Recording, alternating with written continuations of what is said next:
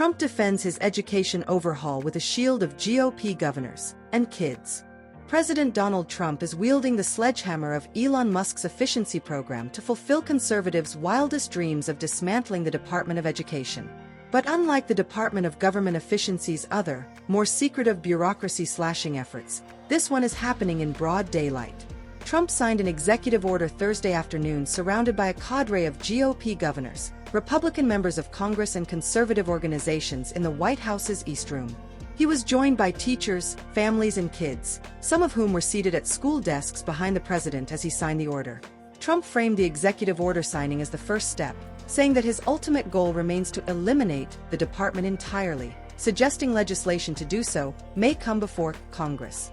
"My administration will take all lawful steps to shut down the department," Trump said before signing the order. "We're going to shut it down and shut it down as quickly as possible." Senator Bill Cassidy, Republican Louisiana, in a Thursday afternoon post on X, promised to introduce legislation to do so as soon as possible. The careful choreography of the Thursday event underscores the White House's public ownership of the Education Department dismantling, which they argue will return more power to state and local governments, after a post-COVID pandemic political campaign that emphasized a strong parental and local control of schools. But the administration's cutting spree is also taking on a political risk, with much of the general public wary about sweeping changes that may have consequences for school funding, college financial aid, and special education.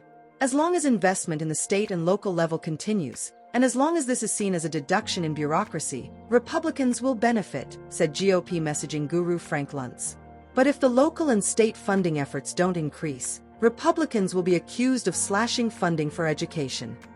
9 Republican governors, including Ohio's Mike DeWine, Indiana's Mike Braun, Florida's Ron DeSantis, Texas' Greg Abbott, Tennessee's Bill Lee, Idaho's Brad Little, Iowa's Kim Reynolds, Louisiana's Jeff Landry and Nebraska's Jim Pillen, attended the event. Representatives of Moms for Liberty, the Heritage Foundation and Concerned Women for America were in the room as well. That showcase of conservative intellectual and political firepower appeared at least in part aimed at mitigating some of the potential political peril by soothing the public's fears over a major shakeup of the country's education system, and pushing back on assertions from Democrats and others that the moves will harm children. An NPR/PBS News/Marist poll taken in late February found that 63% of respondents oppose getting rid of the department, with only 37% supporting its closure. Opportunity is always a funny word, because opportunities can turn out well or poorly, said Frederick Hess, education director at the conservative American Enterprise Institute. The old adage of Colin Powell was, "You break it, you buy it." The Education Department dismantling is arguably one of the biggest bureaucracy-slashing efforts to date, and may foreshadow moves to come at other agencies. The department last week began the process of laying off nearly half of its workforce, including hundreds of attorneys, student aid workers and civil rights office staff, and is terminating some of its office leases across the country, part of the administration's broader effort to cull the size of the U.S. government's smallest cabinet agency. Yet where DOJ's efforts have at times been divisive, even within the GOP, the efforts targeting the education departments have been largely unifying. It has brought together a broad swath of diverse elements of Trump's coalition, from the budget hawks and social conservatives, longtime GOP mainstays, to the Republican Party's new techno-libertarian contingent. Even so, the White House has underscored that despite Trump's long-standing promises to abolish the department, which date back to his first presidential campaign, this executive order merely shrinks it. White House Press Secretary Caroline Leavitt told reporters Thursday morning that the Education Department will, for instance, retain oversight of student loans and Pell Grants for now.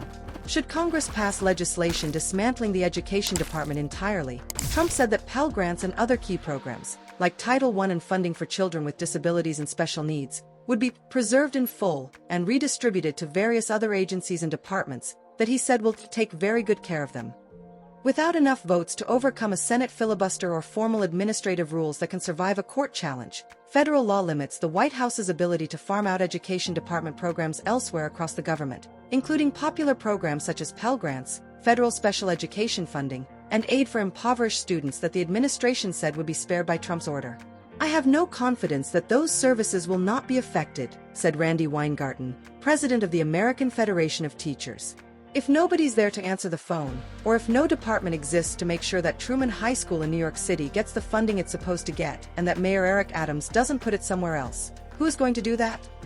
This will be a terrible Hobson's choice for local communities, she added. Democrats should make sure that local communities know that. The White House had initially intended to announce the Education Department executive order 2 weeks ago but scuttled plans after the Wall Street Journal and others published details of a draft version, said a White House official, granted anonymity to discuss behind-the-scenes planning around the order. The day after those reports, Leavitt dismissed them as fake news, as officials worked behind the scenes to plan for a bigger event surrounding the order. The leak prompted White House officials to reconsider the rollout to underscore its political support and attempt to own the narrative. The best way to move forward was to 1. Finalize the document, and instead of backing away from what we were doing, to embrace it, the White House official said. Why are we going to allow the left and the media to characterize an executive order and its so-called impact, when we can host an event that forces them to cover people who actually support what we're doing?